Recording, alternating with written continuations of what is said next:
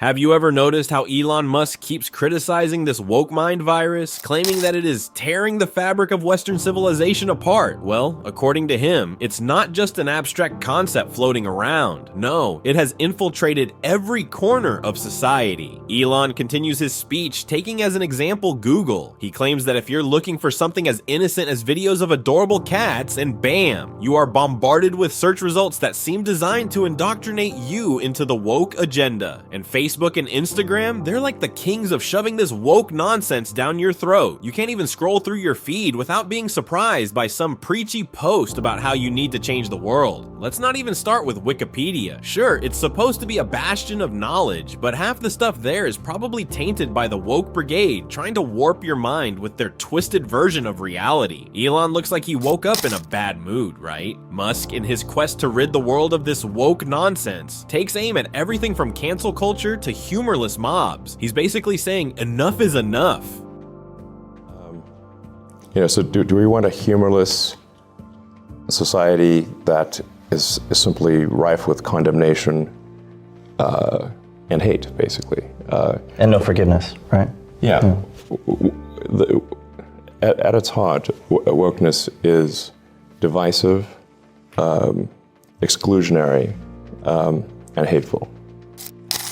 Woke culture? It's the last decade, according to the coolest man on earth who sees millennia into the future. It has become boring, outdated, and frankly, a mess. So yeah, this woke mind virus is like a plague infecting every corner of the internet, and Western civilization is hanging by a thread because of it. It's a real mess, man. Our buddy Elon Musk just threw some shade at video games. He's all like, can we please ditch the woke mind virus in video games? Preach it, Elon, but let's be real, the dude's got a point. Who wants to fire up their console just to get hit with a bunch of preachy lectures? We play games to escape reality, not get smacked in the face with it. And let's talk about vibes, man. Wokeness kills them dead. It's like trying to vibe to your favorite tunes with someone constantly yapping in your ear about politics. No thanks. Elon even went the extra mile and made a whole separate video just to rant about this. He's basically shouting from the rooftops about how much he loves gaming and how it's his go-to chill-out session. So yeah, if the king of innovation is saying it, maybe the gaming industry should start paying attention. Or not. Free speech is meaningless unless you allow people you don't like to say things you don't like. Otherwise, it's irrelevant. And if at the point at which you lose free speech, it doesn't come back. I think the issue some people have is that a lot of people were brought back. I mean, some people were brought back who were previously banned for spreading things like QAnon conspiracies. You have people like Andrew Tate who were brought back, who were previously banned for things like hate speech. Do you think you prioritize freedom of speech over misinformation and hate speech? Well, who's to say that something is misinformation? Who's the arbiter of that? Is it the BBC? And you're literally asking me? Yes. Well, no, you are the arbiter on Twitter, because you own Twitter. Yes, I'm saying, who is to say that one person's misinformation is another person's information? At the point at which you say that there is, this is misinformation, like, who is going to decide that? You accept that misinformation can be dangerous, that it can cause real-world harms, that it can potentially cause... Yes, and the point I'm trying to make is that the BBC itself has, at times, published things that are false. Do you agree that that has occurred? I'm quite sure the BBC have said things before that turn out to not be true. Correct. In its, whatever it is, 100-year history, I'm quite sure. Yes. Even if you aspire to be accurate, there are times when you will not be. We've spoken to people very recently who were involved in moderation, and they just say there's not enough people to police this stuff, particularly around hate speech in the company. Is that what hate speech speech are you talking about? I mean, you use Twitter, right? Do you see a rise in hate speech? I mean, but just a personal anecdote. Like, what do you? I don't.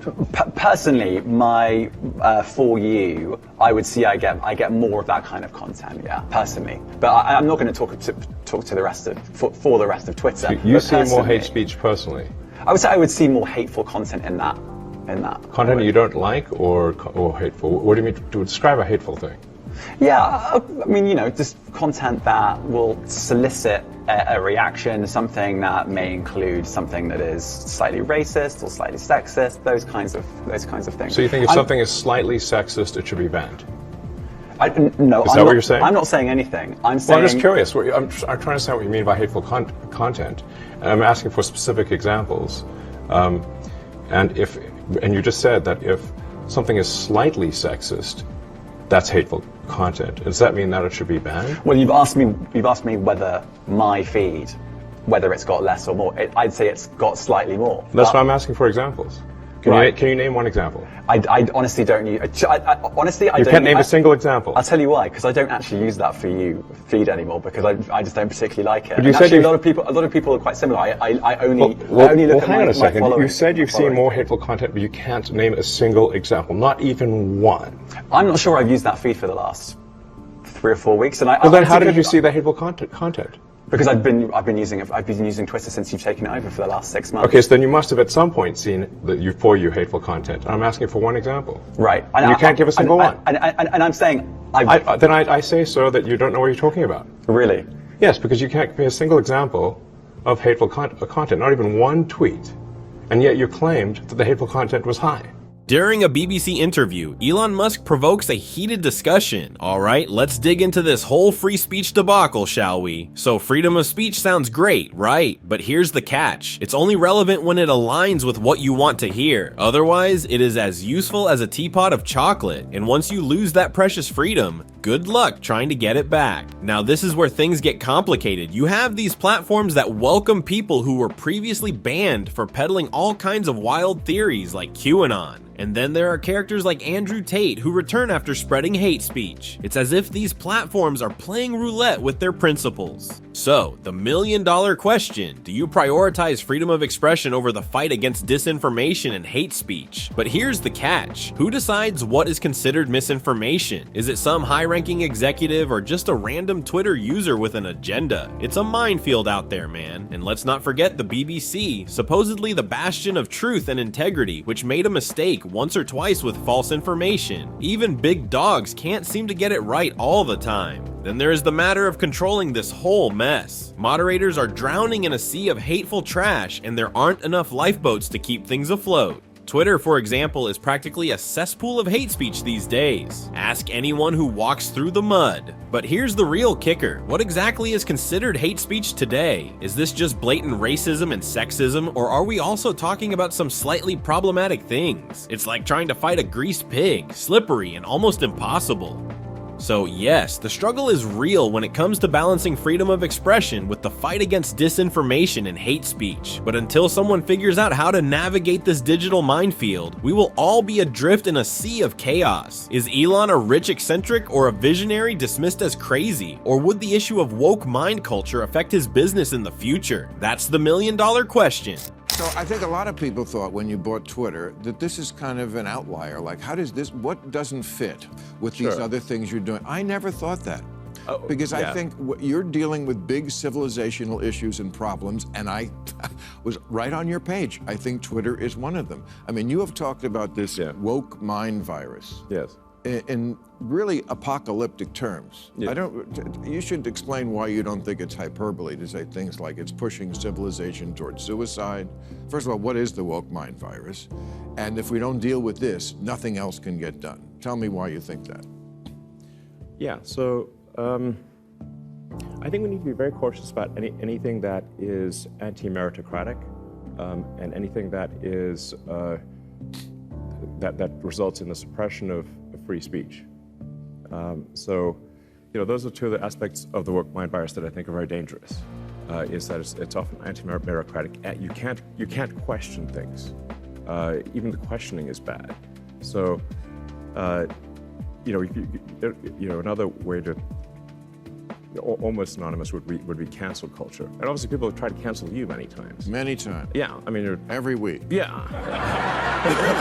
From left and right. I've had it from both sides. Yeah. And it's interesting. You and I are both like in that little group of people. Maybe it's a bigger group now. Yeah. Who are called conservative, who haven't really changed. I don't think of you as a conservative. I'm definitely, Yeah, like I at least think of myself as a moderate. So I mean, at least I've spent a massive amount of my life energy building sustainable energy.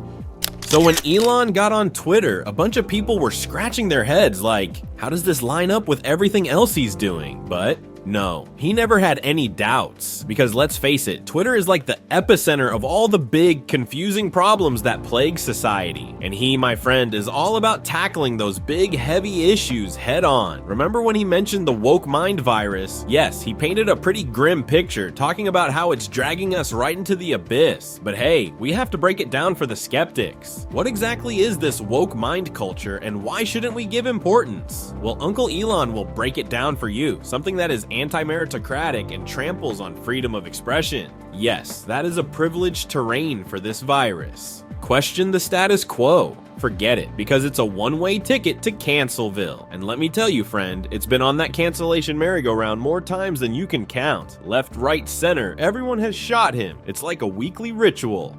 And let's talk about labels for a second. Elon Musk, he is stuck in that weird little box labeled conservative. But let's face it, it doesn't quite fit, does it? He's more of a moderate guy, doing his part to save the planet with the whole sustainable energy thing. So yeah, let the haters hate. Elon is doing his thing, saving the world one tweet at a time. It sounds amazing, but is it real? You talked about the woke mind virus, and I was wondering if you could decipher this tweet of yours for me, because I'm not a programmer. You wrote, trace route woke_mind_virus.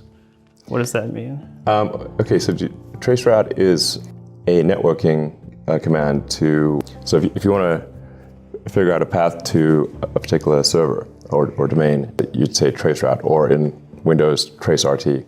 That would show you the path to a particular source server, either an IP address or domain name, and it would show you basically all the hops that it goes through, and the latency between each hop. And so I know some of those words. Yeah. So trace route would be like, where did it come from? Yeah. Where did the virus come from? What is its origin? So did this work? Did this command work? Or no? Did you You can read the comments. Read the comments and see. All right. It is a prevalent mind virus, and arguably one of the biggest threats to modern civilization. So you're working on some of those problems, but the problem of wokeness specifically, you mentioned that's like a mind virus and it's destructive. And why do you think wokeness is so destructive? I'm interested in your opinions too, but generally, I think we should be aiming for like a positive society, and that it should be okay to be humorous, we should wokeness basically wants to make comedy illegal, which is not cool. We've experienced a bit of that. I mean, Chappelle, trying to shut down Chappelle, come on, man, that's crazy. So do we want a humorless society that is simply rife with condemnation and hate, basically? And no forgiveness, right? Yeah. At its heart, wokeness is divisive, exclusionary, and hateful. It basically gives mean people a reason. It gives them a shield to be mean and cruel, armored in false virtue. What do you think? I'd agree with that. Yeah, we've obviously seen that from the left. Just ourselves. The left is almost this religion now, where they're so serious and they believe what they believe with such intensity that for us to make fun of them, for them it's like you're making fun of God or salvation, So they're almost the new religious right in our view. Yeah. He agreed with me. Everybody take note. Well, you were pretty mean to Senator Warren though on Twitter recently. You slammed her, man. Please don't call the manager on me, Senator Karen. She struck first. Yeah. Obviously. Right. Yes, she did. She called me a freeloader. Yeah. And a grifter who doesn't pay taxes, basically. And I'm literally paying the most tax that any individual in history has ever paid this year, ever. And she doesn't pay taxes. Elon breaks down a tweet that's been making the rounds on the internet, giving his take on the matter. Alright, let's unpack this tweet, shall we? So you've got this buddy brushing off tracer-rote woke mind virus like it's no biggie, and you're left scratching your head like, what the heck does that even mean? Well, buckle up for a crash course in internet lingo. First off, tracer-route is basically the Google Maps of the internet. It tracks your data's journey and shows all the stops it makes along the way. Pretty neat, right? Now, onto the good stuff, the woke mind virus. Imagine this, it's like this nasty virus infecting society, spreading division, exclusion, and widespread negativity. It's like giving fools a free pass to be, well, nuts, all while pretending to be righteous. And you, my friend, you're not afraid to call it out for what it is. But why is waking up so darn complicated? Well, for starters, it's like the humor police are on constant patrol, ready to shut down anything remotely funny. Just ask Chappelle, who's been catching flack left and right. And don't even get me started on cancel culture. It's like everyone's walking on eggshells, scared to death of ticking off the Twitter mob. But let's not forget about taxes, my friend. Elon's been upfront about it. No shady deals, just full-on transparency. And selling shares to pay taxes? It's like trying to untangle a spaghetti mess. But hey, you're not one to shy away from a challenge, even if it means dealing with Twitter's wrath. So there you have it, deciphering this tweet is like peeling back layers of a particularly prickly onion. But hey, now you've got all the info straight from the horse's mouth. Is Elon Musk effectively challenging the norms of woke culture, or is he going a bit too far? Drop your thoughts in the comments, and don't forget to smash that subscribe button for more insightful discussions.